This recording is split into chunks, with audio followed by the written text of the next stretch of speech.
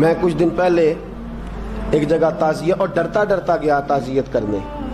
پرانے جاننے والے تھے، دوستوں کا رشتہ تھا، تو میں ایک ہی بیٹا تھا، تو وہ مجھے پتا چلا کہ ٹرین ایکسیڈنٹ میں انتقال کر گیا. تو میں ڈرتے ڈرتے گیا کیونکہ معاملہ مشکوک تھا.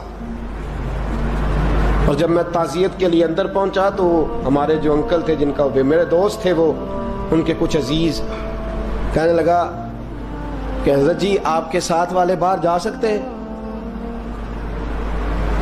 تو میں نے کہا چلے جاتے ہیں. میں دوستوں کو گاڑی میں بھیج دیا، اور جب میں نے اس سے بات چیت کی، کہنے لگا میرا بیٹا ایکسیڈنٹ تو میں نے بنایا ہے، وہ تو خودکشی کر کے مرا ہے. شادی کے 11 سال بعد خدا نے ایک بیٹا دیا تھا، اور مجھ سے غلطی یہ ہوئی، میں نے کہا میرے بیٹے کو تکلیف کوئی نہ آئے. اس کے منہ سے جو نکلا میں نے اسے دیا، جو اس نے مانگا میں نے دیا. کہتا ہے جو شخص 16,000 مہینے کا کمائے اور بیٹے کو 40,000 کا موبائل خرید کے دے، کہتا ہے میں نے ہر سہولت اسے دی. پھر ایک امیر کی لڑکی سے یونیورسٹی میں پڑھتے ہوئے اس کا تعلق بنا. بچی کے میسج بھی میں نے اپنے موبائل، اس بچے کے موبائل میں دیکھے، اور اس لڑکے نے جو میسج سینڈ کیے وہ بھی میں نے دیکھے. پھر میں گھر پہنچ گیا، میں نے بیٹے سے منتیں کی کہ بیٹا وہ ہمیں رشتہ نہیں دیں گے، ہماری برادری بھی چھوٹی ہے اور ہمارے جیب میں پیسے بھی کوئی نہیں. پھر میں ان کے گھر گیا، بیٹا نہ مانا، اور میں نے اس شخص کو بلا کے کہا تیری بیٹی کے میسج ہیں، خدا را خیال کر، اور تیرے تو 7 بچے ہیں، میری گود میں تو ایک ہی پھول کھلا ہے، میں کدھر جاؤں، خیال کر. اس نے کہا دوبارہ تو نے نام لیا تو ایسے کیس میں باپ بیٹے کو پھنساؤں گا کہ ساری زندگی نکل نہیں سکو گے. نے کہا میں نے بیٹے سے کہا کہ بیٹا میں نے پگڑی تک رکھی ہے پر مجھے رشتہ نہیں ملا، تو باز آ جا. کہنے لگا 3 راتیں میرا بیٹا سویا نہیں، اور مجھے کہنے لگا حضرت جی وہ 4تھی رات سویا ہے تو دوبارہ اٹھا نہیں. مجھے کہنے لگا مجھے اجازت دو کہ میں اس بیٹی کو بھی قتل کر دوں اور اس کا باپ بھی قتل کر دوں، میرا تو گھر اجڑ گیا نا. وہ کہنے لگا میں کبھی کبھی دوستوں کے پاس جا کے رات گزار لیتا ہوں اور میں اپنے دل کو سکون دے لیتا ہوں، لیکن اس کی ماں اس کے جوتے سینے سے لگائے پھرتی ہے، اس کی اماں اس کے پرانے کپڑے لے کے سینے سے لگائے پھرتی ہے. کہنے لگا حضرت جی کوئی کوشش کرو، کوئی دعا کرو کہ اللہ مہربانیاں کرے. میں کہہ تو نہیں سکا ان سے، لیکن میرے دل میں خیال آیا کہ کس نے کہا تھا کہ بچہ یونیورسٹی میں کو ایجوکیشن میں داخل کراؤ، کس نے کہا تھا کہ اس کے ہاتھ میں آگ کا انگارہ دو. میرے دوست آپ تیز آنچ، تیز آگ جلا کے اس کے قریب مکھن رکھو، اور پھر مکھن سے کہو کہ ڈلنا نہ، پھر مکھن سے کہو کہ پگھلنا نہ. بھئی تیز آگ قریب جلا دی اور تو کہتا ہے پگھلنا، یہ کیسا ممکن ہے؟ ہو سکتا ہے؟ بولیے نا، ہو سکتا ہے؟ لڑکا اور لڑکی کٹھے کالج میں پڑھیں، ایک کمرے میں رہیں، ایک چھت کے نیچے رہیں، ایک دوسرے کو دیکھیں، نام جانیں، فون نمبر پاس ہو، اور پھر کہنا کہ تم عشق کا چکر نہ لڑانا، کیسے ممکن ہے؟ اور بڑے سیانے بندے کہتے ہیں حضرت صاحب اعتماد ہونا چاہیے اولاد پہ.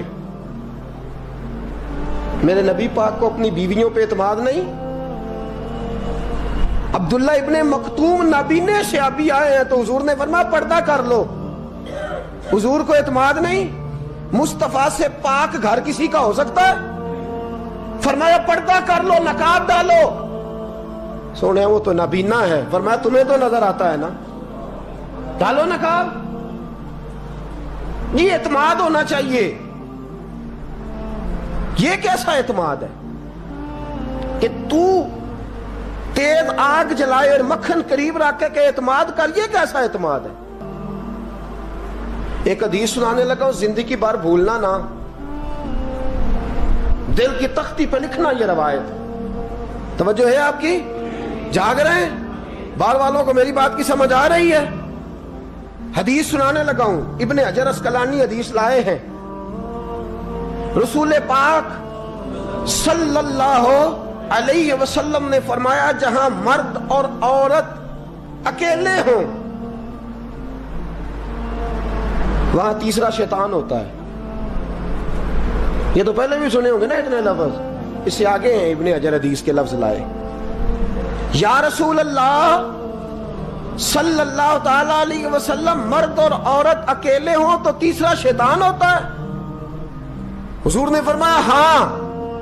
عرض کی حضور اگرچہ وہ نیک ہو،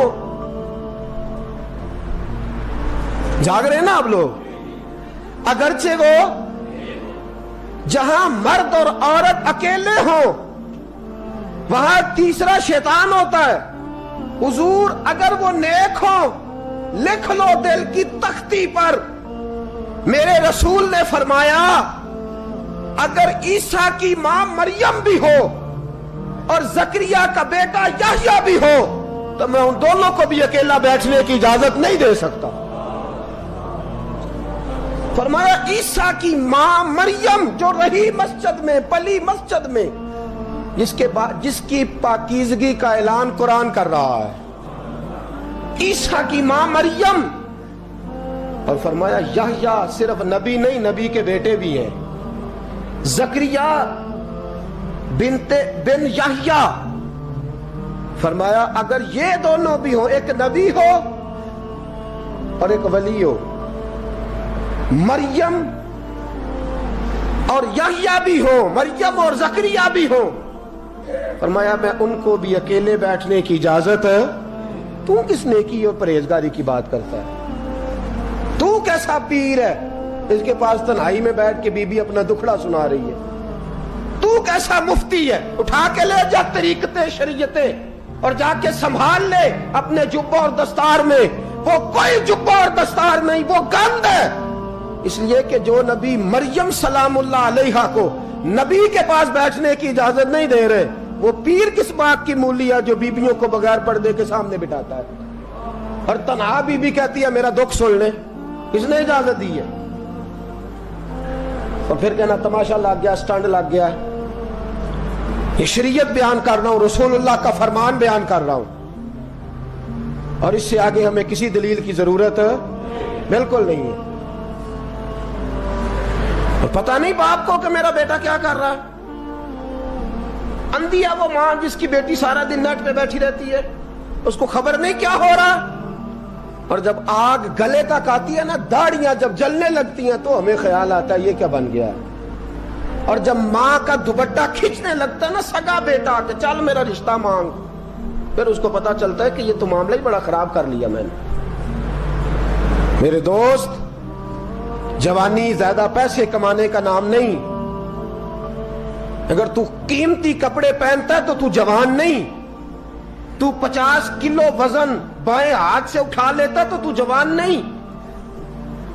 اگر تو ڈگریوں کا ڈھیر لگایا ہے اور تیرا دراز اور الماری بھر گئے ہیں تو تو جوان نہیں. اور اگر تو نے اپنے خاندان اور معاشرے میں اونچا افسر بن کے نام کما لیا تو جوان نہیں. جوان اس کو کہتے ہیں جس کی جوانی پاکیزہ ہوتی ہے. جوان اس کو کہتے ہیں جس کی نظر جھکی ہوئی ہوتی ہے. جوان اس کو کہتے ہیں جو حیا کا پتلا ہو. جوان اس کو کہتے ہیں جو شرم کا پیکر ہو. جوان اس کو کہتے ہیں جس کی نظر سے معاشرے کی بہو بیٹیاں بچی ہو. جوان وہ ہوتا ہے، جوان بھی ہو پاکیزہ بھی ہو، جوان وہ ہوتا ہے کہ میرے رسول پاک نے فرمایا صبح قیامت اللہ عرش کے سیدھے جانب جوان کھڑا کرے گا.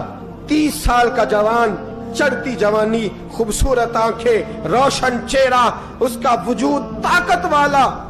نبی آگے بڑھ کے پوچھیں گے یا اللہ یہ کون ہے جو تیرے دائیں جانب کھڑا ہے؟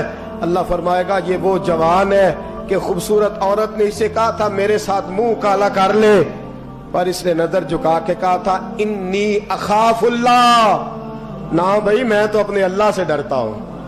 فرمایا یہ پاک جوانی والا ہے، یہ حاجی نہیں، نمازی نہیں، یہ ولی نہیں، یہ صوفی نہیں، یہ وہ نہیں جو غوث زماں ہو، قطب دورہ ہو، پیر طریقت نہیں، مفتی وقت نہیں. یہ خالی جوان ہے پر پاک جوانی لے کے آیا ہے. یہ خالی جوان ہے پر پاکیزہ جوانی لے کے آیا. یہ خالی جوان ہے پر اس کی نظروں میں حیا بڑی ہے. یہ پاک، یہ کیا تماشا لگ گیا عشق کا چکر. اور آج جتنی مصیبتیں کھڑی ہوئی ہیں اس عشق مجازی کے روگ نے کھڑی کر دی ہیں ہر جوان. ہمارا ایک بچہ تھوڑے دن پہلے اس علاقے کا محمد طیب نام کا شہید ہو گیا. وہ ایک کونے میں رہنے والا، ایک محلے میں ایک چھوٹے سے کونے میں رہنے والا بچہ تھا نا.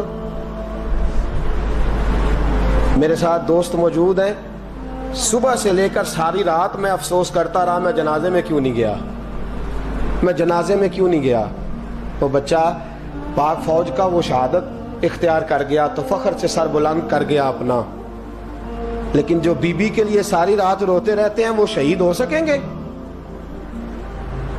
جو ساری رات ٹھنڈ میں کھڑے ہو کے عورت کے ساتھ گفتگو کرتے رہتے ہیں اور جو سارا دن دل میں گند رکھتے ہیں بی بی کے لیے، ان کے ہاتھ میں تلوار آئے گی؟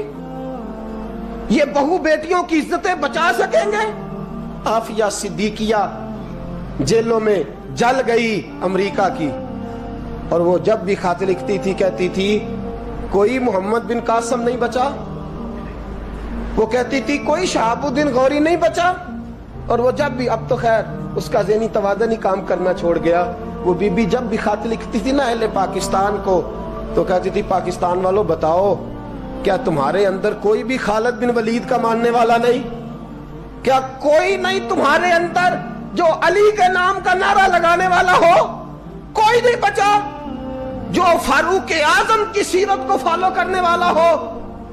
کوئی لاؤ جس کے ہاتھ میں تلوار ہو اور مجھے سمجھ آئے کہ یہ وہ ہے جو حسن اور حسین کا نام لینے والا ہے. کوئی نہیں بچا. اس لیے کہ گندگی دماغ میں، گندگی دل میں، گندگی روح میں تو اس کام کے لیے آیا تھا.